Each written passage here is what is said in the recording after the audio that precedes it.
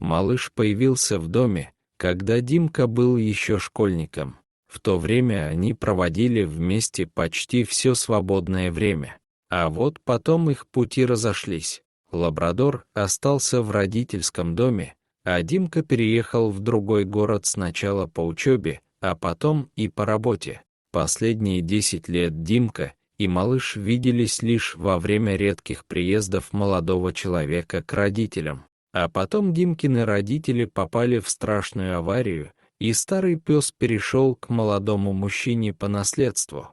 В бытовом плане малыш не доставлял никаких неудобств, крупный пес вполне привык жить в квартире и довольно быстро нашел свое место. К тому же Димка не был ему посторонним.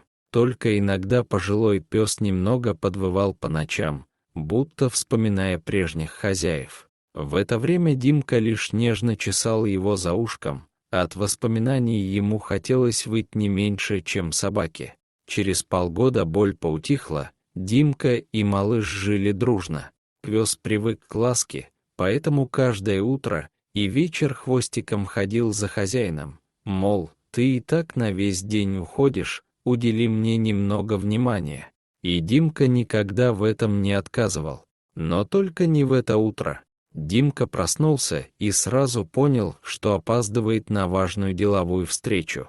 Будильник отчего-то не прозвенел, так что его роль выполнил малыш, недовольный тем, что его не отвели на утренний выгул в привычное время.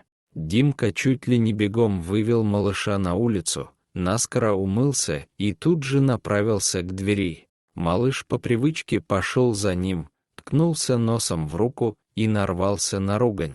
«Фу, не до тебя, только мешаешься под ногами. Пошел отсюда!» — буркнул Димка, и малыш покорно поплелся к своей лежанке, немного обиженно глядя на хозяина. Встреча прошла замечательно, и начальник даже намекнул Димке, что через пару месяцев его ждет повышение.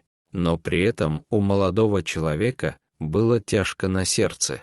«Вот я тут сижу, принимаю поздравления от коллег. А малыш дома один, лежит теперь на своем коврике, свернувшись. А ведь он совсем старичок уже. Вот зачем я так с ним? Почесал бы 10 секунд, больше ему и не надо.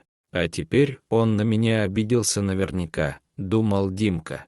Сразу после работы он не пошел отмечать, как предлагали коллеги, а пулей помчался домой. И как только вставил ключ в замок, услышал торопливые шаги по направлению к двери. Малыш, конечно, давно забыл об утреннем происшествии и просто был рад видеть своего человека. От такой реакции молодой человек чуть не расплакался.